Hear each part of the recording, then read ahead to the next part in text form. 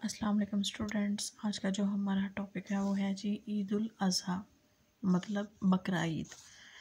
आज ईद उल अज़हा है। अतिया और राना दोनों बहनें अजान के साथ ही उठ बैठी थीं और आपस में बातें कर रही थीं। उनकी अम्मी पास से गुजरी तो मालूम हुआ कि कुर्बानी के बकरों की बातें हो रही हैं। वाला को करीब आते देखकर छोटी बहन अतिया ने पूछा, क्यों अम्मी, क्या बकरों को ईद की रात ख्वाब में छुरियाँ नजर आती हैं?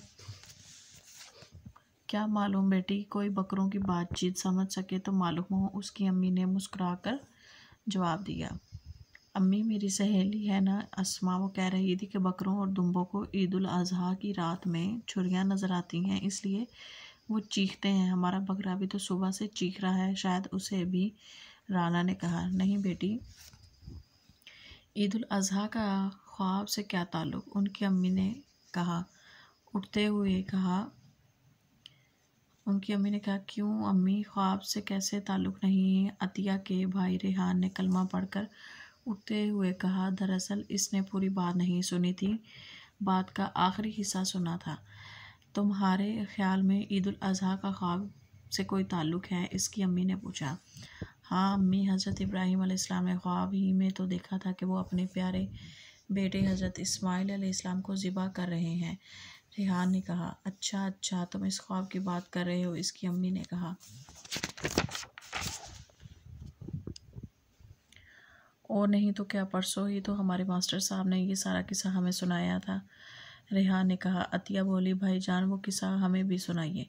हाँ, तुम अपनी छोटी बहन को वो किस्सा सुनाओ, इतने में राना और मैं नमाज पढ़ लें।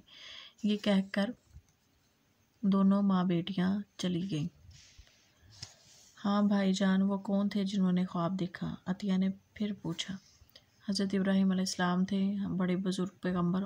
इन्हें अल्लाह ताला ने बुढ़ापे में औलाद दी थी। इनके पहले बेटे का नाम हज़रत इस्माइल अलैहिस्सलाम था, वो भी पैगंबर थे। रेहान ने कहा, जैसे हमारे प्यारे रसूल हज़रत मोहम्मद रसूलुल्लाह ख़ातमुन नबिय्यीन सल्लल्लाहु अलैहि वसल्लम पैगंबर थे। अतिया ने पूछा। अच्छा, तो हज़रत इब्राहीम अलैहिस्सलाम ने ख्वाब में क्या देखा था? अतिया ने फिर पूछा। उन्होंने देखा था कि वे अपने प्यारे बेटे को अल्लाह ताला की राह में कुर्बान कर रहे हैं। उन्होंने मुसलसल 3 रात यही ख्वाब देखा। चूँकि पैगंबर का ख्वाब सच्चा होता है, इसलिए वह समझ गए कि अल्लाह ताला की मर्ज़ी यही है। उन्होंने इरादा कर लिया कि वह अल्लाह ताला की मर्ज़ी को पूरा करेंगे। रेहान ने कहा।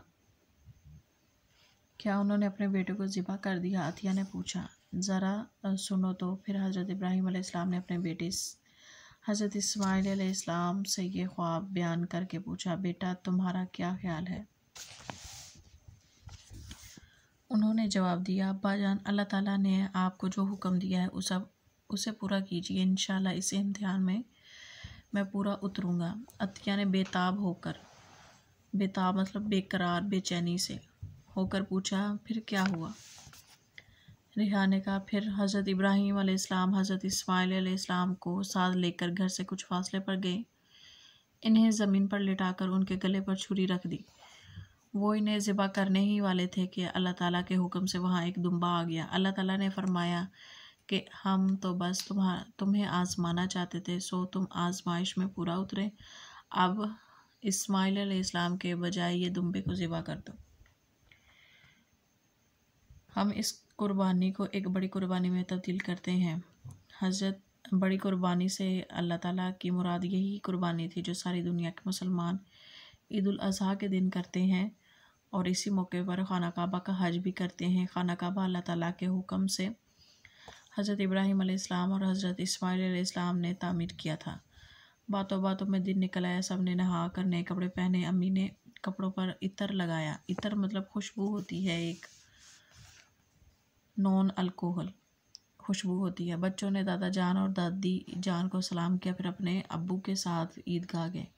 वापसी में मिठाई और फल वगैरह ख़रीदते हुए घर पहुँचे तो कसाई इंतज़ार कर रहा था कि इनके अब्बू ने बकरे को ज़िबा करते हुए एक दुआ पढ़ी, जिसका मतलब ये था कि ए अल्लाह ताला, तू मेरी इस कुर्बानी को भी इसी तरह कबूल फरमा जिस तरह तूने अपने दोस्त हज़रत इब्राहीम अलैहिस्सलाम की कुर्बानी को कबूल फरमाया था।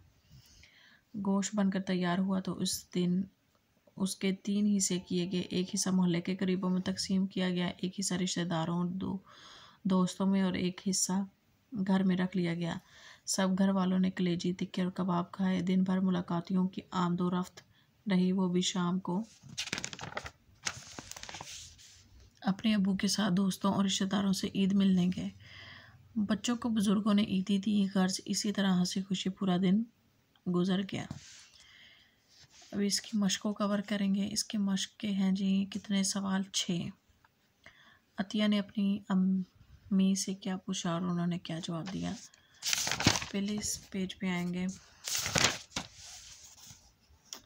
अतिया ने पूछा अम्मी क्यों, यहाँ से लेके यहाँ तक पहले सवाल का जवाब है।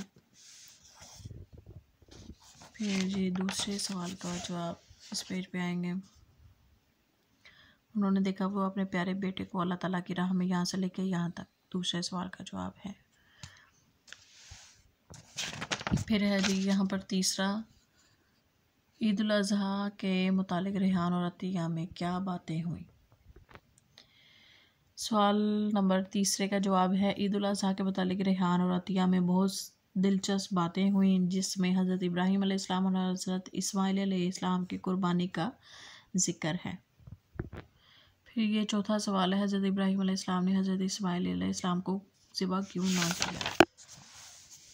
यहाँ से हज़रत इब्राहीम अलैहिस्सलाम और हज़रत इस्माइल को साथ लेकर यहाँ से लेकर यहाँ तक चौथे सवाल का जवाब ख़त्म होता है।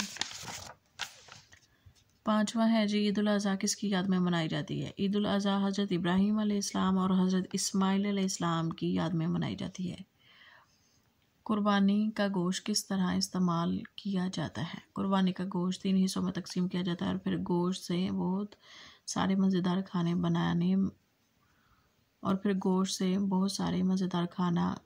बनाने में इस्तेमाल होता है। ठीक है। फिर है जी मायने लिखिए। अल्फाज हैं ये दरअसल बेताब, मर्जी, इम्तिहान। मायने हैं बेकरार, आजमाइश, असल में ख्वाहिश। इसकी मैंने नंबरिंग मेंशन कर दी है, आप देख लीजिएगा। दिए हुए अल्फाज की मदद से खाली जगह को पूरा कीजिए। अल्फाज हैं जी मर्जी, ज़िबा, ताल्लुक़, इम्तिहान, मुसलसल, ईद उल अज़हा। पहले में आएगा ताल्लुक़, दूसरे में आएगा ईद उल अज़हा, ज़िबा, तीसरे में आएगा मुसलसल, चौथे में मर्जी, पाँचवें में इम्तिहान। आई होप कि ये लेसन और ये एक्सरसाइज आपके लिए बहुत इंफॉर्मेटिव होगी। आप बच्चों मेरे चैनल को ज़्यादा से ज़्यादा लाइक करें, शेयर करें और सब्सक्राइब करें। अल्लाह हाफ़िज़।